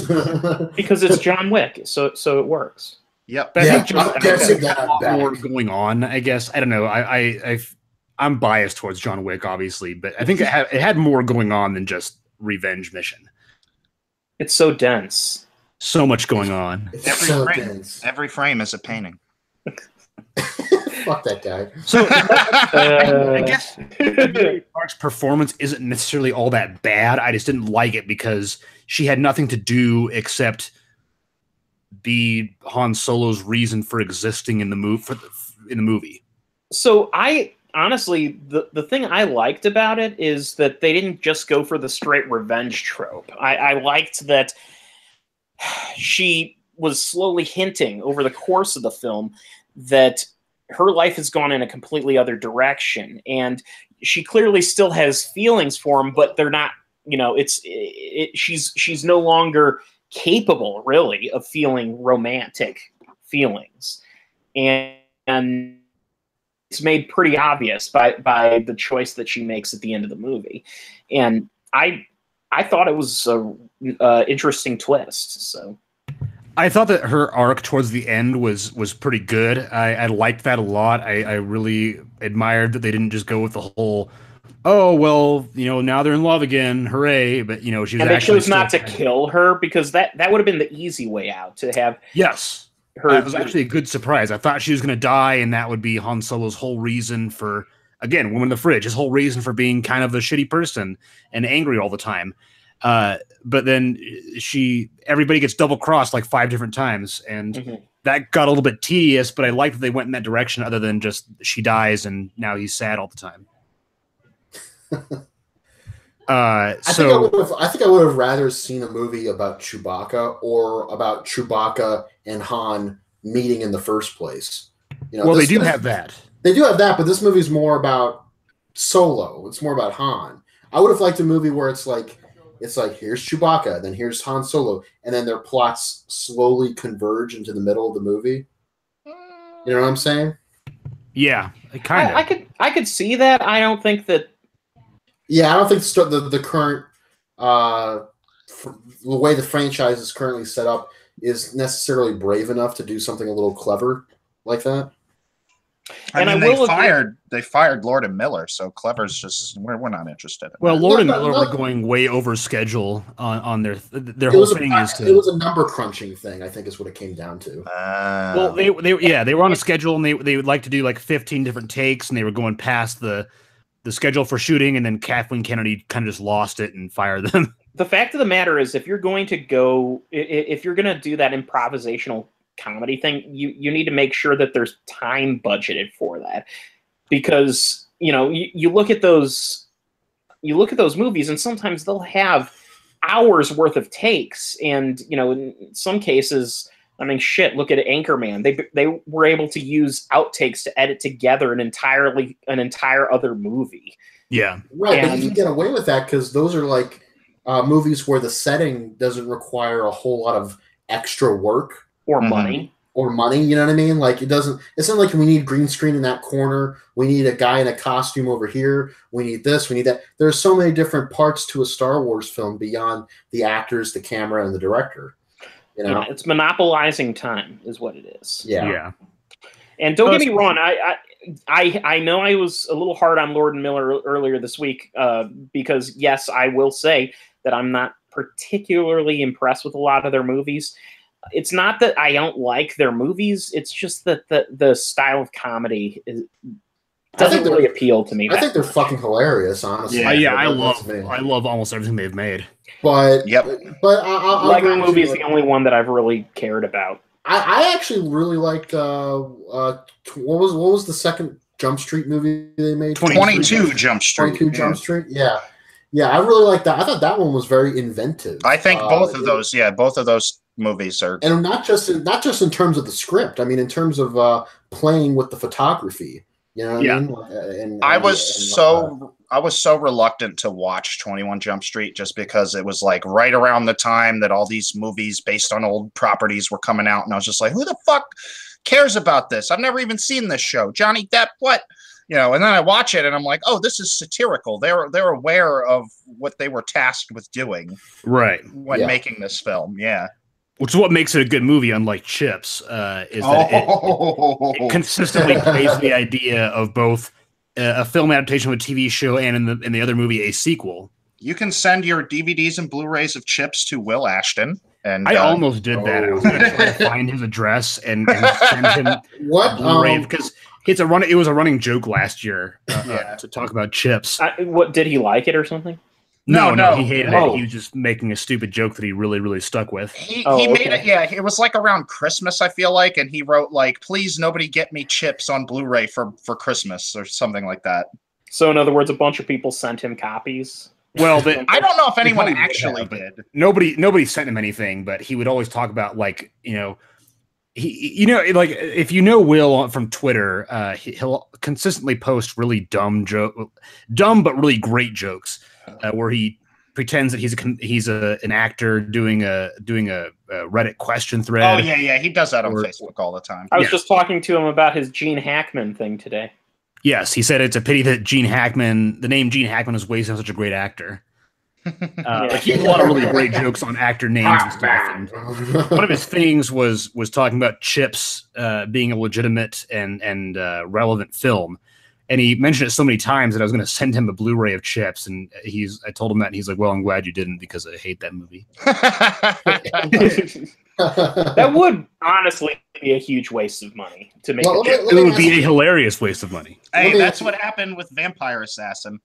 Let me ask you guys, just as on Red. Yeah, let me ask you guys, as we've already established that the Han Solo movie, while kind of interesting on paper, is not necessarily something that's of interest to many people, as played out this weekend and also in our discussion. So what would we like to see Lord and Miller do within the Star Wars universe if they were ever to be given another chance, which they won't, but if they were, what property within Star Wars do you think they would be great at pulling off? Tag and Bank. They should have done. They should have been. It should not have been a Han Solo movie. It should have been an original heist movie with smugglers. Okay. With a colorful cast of characters, just kind of fun and wacky, and kind of, I think that the Disney is going the wrong direction with these Star Wars stories. They're kind of like standalone films that slot into the existing mythology. I personally believe, I'm not running Disney. I'm not Kathleen Kennedy. I'm not running Lucasfilm. But I think the Star Wars stories should be standalone adventures that are removed from the mythology, or not the mythology, but removed from the lineage of existing Star Wars films. This is not an original complaint. Everybody bitches about this, but there's just too much. Maybe not too much, but it's like so heavy on fan service. Like Rogue One had to deal with the plot of New Hope. The Solo is about Han Solo. Like we cannot just break away and go somewhere completely different that we've never seen before. You know what would interest me more than any of these movies about like known characters? What's that? What's going on in the life of that one dude in Empire Strikes Back who said 2 fighters against a Star Destroyer? One of the worst line readings in a good movie. Well, I would like to see a movie that focuses on the Mos Eisley Cantina Band. And just them trying to get gigs. There was a book called Tales from the Mos Eisley Cantina that was like a anthology of all the different characters in Mos Eisley Cantina. And well, my vision for this movie is we follow the Cantina Band as they try to make ends meet. They're living in a shitty studio apartment together. They only know one song.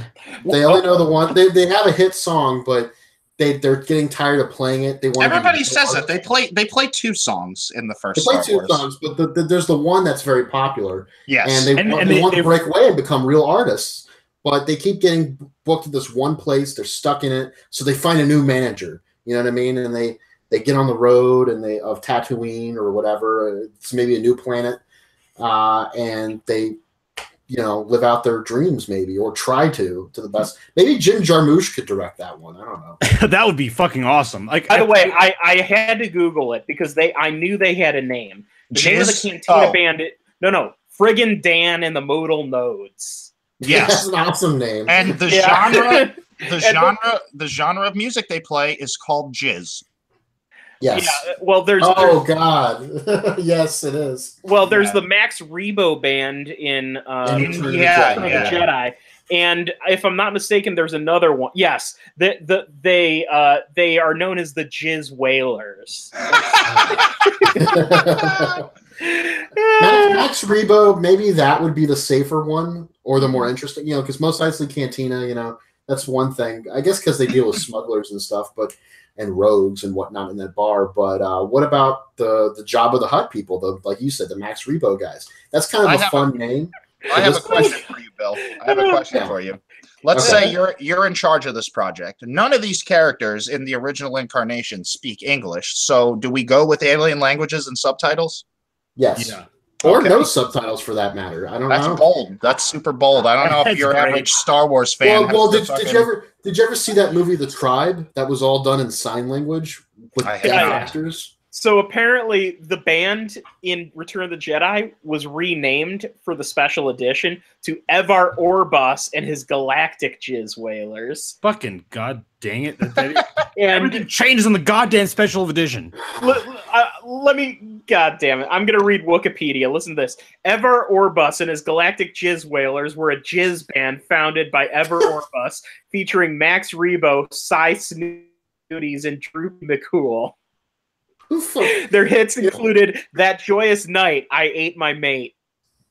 When playing at Uncle Chesko's on the moon Nar Shaddaa, the band was surprised to find their set interrupted by the song stylings of Yuzum Lajwizwick Chagwismig Imkasmig. Impressed, Orbus invited him to join the band, giving him the stage name Chow Yowza. None of these things you're saying are real. When Orbus is killed in a firefight with Friggin' Dan and the Modal Nodes, the remaining members reformed the group into the Max Rebo Band. Oh, so it's kind of like after Jedi Rock. It's like when Kurt Cobain died, they came up with Foo Fighters and they split up with other bands. Well, that's just Dave Grohl, but yeah. By the way, know what I mean, yeah. It says here contains spoilers for Solo. What the fuck did I just read that's in Solo? You literally just read baby words. I know. you literally just read gibberish. Have you guys ever gone down a Wikipedia rabbit hole? No, yes, because I get so bored even just reading one article. There's just so much ridiculously stupid detail. I looked up Admiral Akbar once because of Robot Chicken and the Admiral Akbar cereal sketch. And I was just like, how the fuck does this character have so much backstory? He has like 2 lines in Return of the Jedi. It's a trap. Yeah. I think the fans wanted more story of Admiral Akbar, you know what I mean? But the fact is that since he is supporting, that's why he is popular. You know what I mean? Because he's just there in a couple scenes, you know? Star Trek was smart enough to not do this shit. Not everything revolves around the original franchise, the original series. Well, Star Wars is just so tightly knit to the original trilogy that it's like I'm afraid you guys can't escape it at this point. It's like everything. Yeah.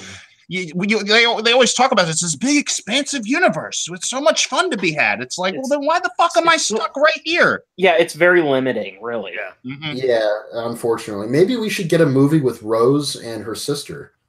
Maybe we should not do that. Yeah, that'll piss off a lot of fanboys. Maybe they're on Canto Bite again. That's the casino. Now you're supposed to all the worst parts of The Last Jedi. Oh, you mean the entire movie, right? I love the movie. I don't love it, but I don't hate it either. You guys. I haven't rewatched it since the theater, but The Adventures of Pluto Nash still exists, so yeah. I feel like The Adventures of Pluto Nash, if it was better, would make a functional Star Wars anthology film. Yeah. I mean, when I say think better, there's I mean interesting. Way the fuck better. But I think there's interesting ideas at The play. thing is, you can Pluto say Nash. that about any movie. I feel if this movie was better, then it would have been good. Well, no, when I say that, I mean there are plot elements of Pluto Nash that might have made it an effective Lando origin film. Oh, okay. Eddie Murphy is Lando Calrissian. Oh, Star Wars Origins Wolverine. Well, what So about a movie about Cloud City? Just how that city functions. That'd be cool. As a community. So, Ken, we haven't really finished a couple things in regards to Solo. Haven't we? I think we have. I found the script to be very derivative. As are all Star Wars movies. Like, no, more than that, Return though. of the Like, Jedi and Empire Strikes Back. No, more so than that. It featured one of my least favorite lines of dialogue of all time, where Woody Harrelson says, "You just don't get it, do you?" Okay. That's your favorite? That's my least favorite. I fucking hate that line. That's a fucking terrible line of dialogue that should be outlawed. It's said in like tons of movies. I know. It fucking sucks. It's derivative. People say it in real life. Yeah. Stupid people. Where, like, the villainous monologue's like, "You just don't get it, do you?" Dear Lawrence Kasdan, you're a has-been. Signed, Hawk Ripjaw. Lawrence has been. Ken, did you notice? Did you detect any seams between what Lord and Miller filmed and what Ron Howard filmed? There were a couple lines that felt very much like something that, very much like the kind of improvisational humor you would expect from something more of that ilk. Yeah. I'm not going to say that I for sure detected, what was a Lord and Miller scene, because I think it was relatively seamless. I would think that the opening, or not the opening, but the early chase sequence, the sort of car chase scene was probably Lord and Miller. And I'm guessing the train sequence might have been Lord and Miller, just because those were so dynamic and elaborate that seems like a lot to have refilmed. And that's possible. But I'm not sure. I haven't really seen Ron Howard direct a huge action movie before, so I don't really know what his style is. Rush? Apollo 13? I wouldn't consider Rush an action flick. I mean, maybe not in the way that Solo is. I mean, it's got a ton of action. Yeah, but I mean, like, I liked the train sequence a lot because this train is on a track and the track twists for really no reason, but it still looks cool. And as the train twists along this track, if you're on top of the train, you got to reorient yourself on the part that's horizontal.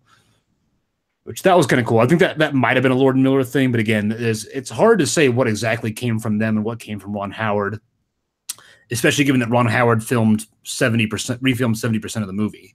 Mm-hmm. Yeah, I don't know. I mean, I'm Paul Bettany was disappointing. Paul Bettany, I thought he was fine. I mean, he was fine, but they didn't give him a lot to do. But no. Very underused, and especially considering that Michael K. Williams was the original villain and didn't have the time for reshoots. I would have. It hurts me to imagine what Michael K. Williams would have done as the villain in this movie. That would have been so cool. Warwick Davis was in this, right? Yeah, for like 30 seconds. Oh, so it's like a mini. He did have a speaking line, barely. It's a mini Willow reunion. He had a speaking line. Yes, the plane. That's the thing too. Is this bugged me? The Ravagers. What? Bill, I think it was Bill Arsenault just referenced Fantasy Island. Yes. The plane. Hervey Villages. You're right. I'm almost done talking about this movie because I'm moving on. But who's got the time? It's the Ravagers are when in the first heist sequence, they're taking this stuff and then they're set upon by these Ravagers or Marauders, whatever the fuck they're called. They're murderous raiders that want to kill them. And then later on in the movie, and one of them takes off her helmet, and this is fucking girl, and she's like, "Oh, we're just trying to save our people." Oh, like the Sand People. Why didn't you fucking say that in the beginning and say, "Hey, can you please stop stealing our shit because it's saving our people"? Oh wait, it's kind of like Demolition Man. Yeah. Is this movie's aping off of? Did I see the wrong movie? Because Demolition Man? What? I don't. Yeah, remember in Demolition Man where after the Taco Bell scene, Sylvester Stallone goes to beat up some people, and then turns out they were stealing food to survive. Oh, okay. I think I see where you're going. And then he does a whole monologue where he's like, "Sometimes it's cool to beat up people, but not when they're trying to take food." That's a good Stallone impression. He sounds like. I made him sound horrible. That's how I. It's a good Stallone impression in only in that it is terrible. Yeah, right. Hey, Chewie, we gotta get these 12 parsecs. The Kessel Run scene was not necessary. Why not? I'm gonna go out on a limb and say nothing about this film was necessary. I'd agree with you in there. To finish off my last thought, the fact that the Marauders were this murderous group of sand people type savages that were revealed to be sad human beings that were angry that the Empire has taken their shit and they're just peaceful was a really fucking stupid plot point. And then the Kessel Run, somebody on Reddit, they put it better than it was in my head and I couldn't really articulate it, and they articulated it for me. Is that the Kessel Run being done in 12 parsecs is a thing that Han Solo just probably says to make himself sound cool, and it doesn't really need to be seen in the film. It's just the neat things, like, you know, you did this cool shit to impress other people, but why is that a scene in the movie now? Like they didn't need to show that. You just know that's a cool thing about Han Solo. Because they wanted to do it. I think the way they handled it was great because he was not the one who was solely responsible for it. He likes to brag about his importance, but the idea being, you know, he had a lot of help with the whole Kessel Run deal. It was a fun sequence, but I think it should have been done in a different context. That should not have been the Kessel Run. Mm-hmm. Should it have been like a pod race? Yeah. Well, I have questions about the Darth Maul cameo. We're here at the Kessel Run, and there is Han Solo repping the Millennium Falcon. Yay! Bring Millennium Falcon pod racing. Bring back Greg Proops. You got yourself a deal. Oh god, I remember when I first saw the movie as a middle schooler, and I knew who that was. I knew who was voicing that character. I just didn't get why they would cast him in the movie. I was like, is this a joke? Are they trying to make this bad? You don't just cast that guy to play that character unless you think it's stupid. So I was listening to the Double Toasted podcast, and one line when they were talking about Solo, one of the I forgot who it was, but one of the guys on the show was just said out of the blue, you know what one of the worst possible things you could say in bed with a lady is? Yippee. Now this is pod racing. Oh. Yippee is a close second. Yeah. That's another Jake Lloyd line. You know, another thing they said that someone else chimed in. Well, how about I do a spin? That's a good trick. I'll try spinning. Yeah. That's a good trick. Yeah. How about it's working? It's working. It's working. God damn. Almost every Anakin Skywalker line would be a horrible thing to say in bed. I don't like sand. I don't like sand. I like sand. It gets everywhere. It gets everywhere. In every crack. You underestimate my power? Okay, so the Darth I'm the Maul most powerful Jedi ever. I do have a legitimate, I don't know if you'd call it interest, but fascination, let's say. Explain to me this Darth Maul cameo, because I have a follow-up question. So Darth Maul is apparently like a gangster now. And honestly, I'm going to be perfectly honest. I thought maybe the movie did take place before the Phantom Menace, but now that people have explained to me that he was actually like supposed to survive that, I'm like, okay, well, whatever. Mm-hmm. The Darth Maul thing, I think it was handled, you know, with more depth than I expected a cameo like that to be handled. It didn't bother me that much. But what is the problem? So the cameo was one of my favorite parts of the movie, but I think the cameo is treated like when he pulls off his head, it's like, holy shit, it's Darth Maul. But my reaction was like, oh, that cool. I like that character. Right on. My question is, like, was this just a decision to gauge, like, all right, are we ready to start trying to profit off of the prequels? Because they really haven't they really haven't referenced the prequels much in the new productions. Well, they have the TV show Rebels. They referenced the clones in Force Awakens when Kylo Ren is like, maybe we should have used a clone army instead. That's referenced in the first film, A New Hope. They referenced the Clone Wars. It's just like a one-off line. But yeah. So Luke is like, you fought in the Clone Wars? Yeah. So technically, that is something that relates to the original trilogy. My question is just like, in the most cynical way possible, how long we got till this Darth Maul fucking Solo movie comes out? Just call it Maul. And not long.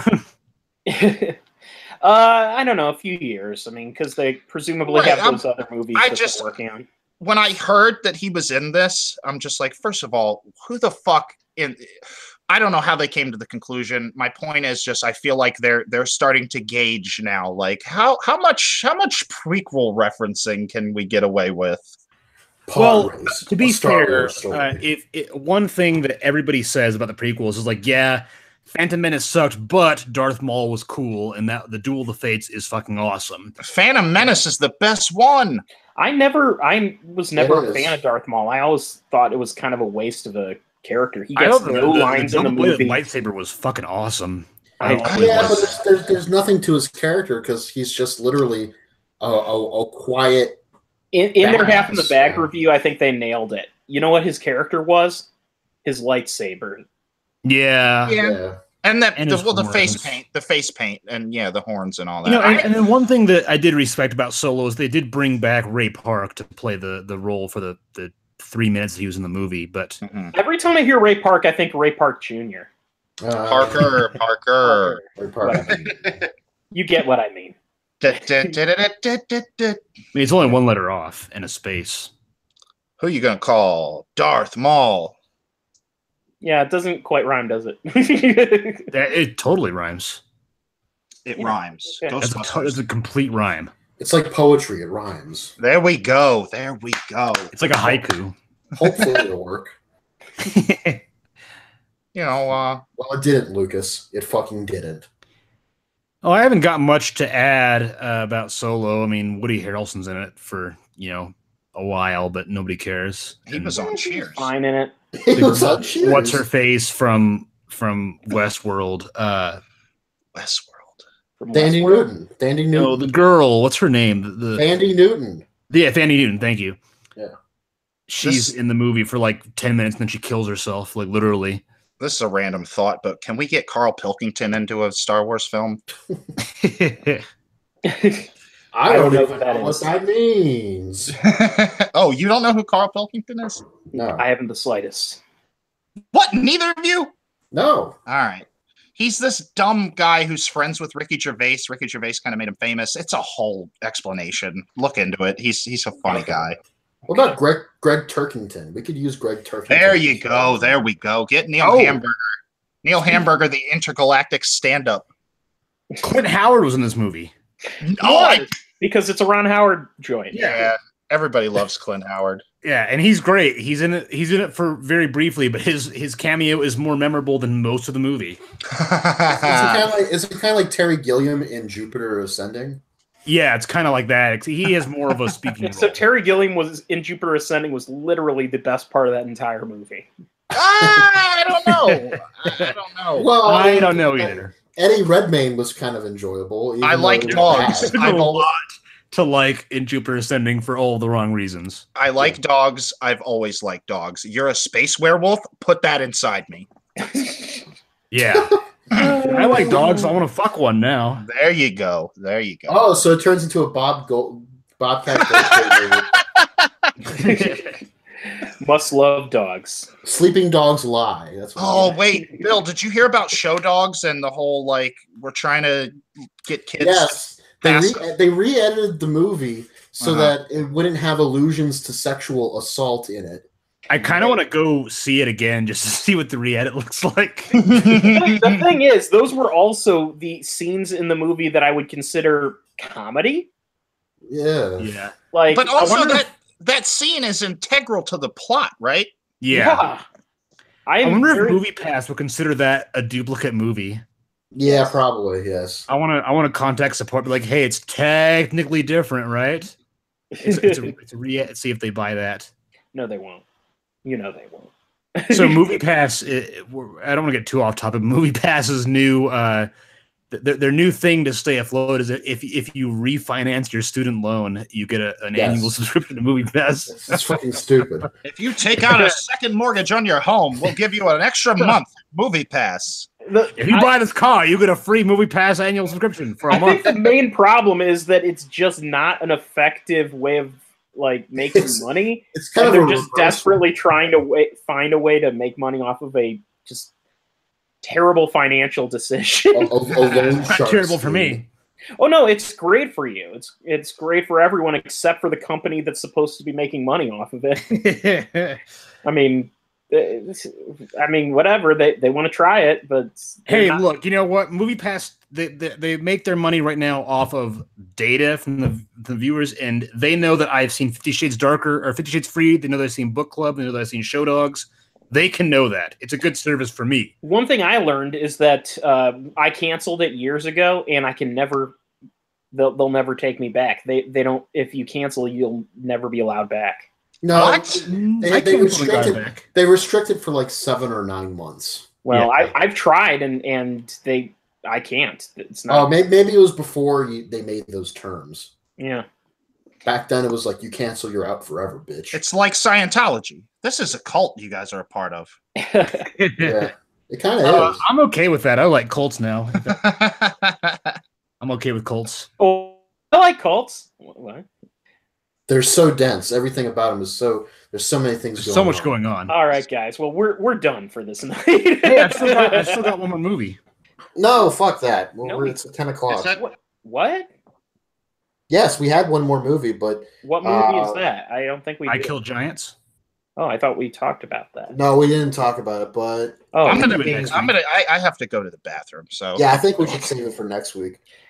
Yeah, I'm done. And then next week we'll have Upgrade to talk about. Yeah, there isn't a whole shitload of movies next week to talk about, so honestly, that'll help fill that time.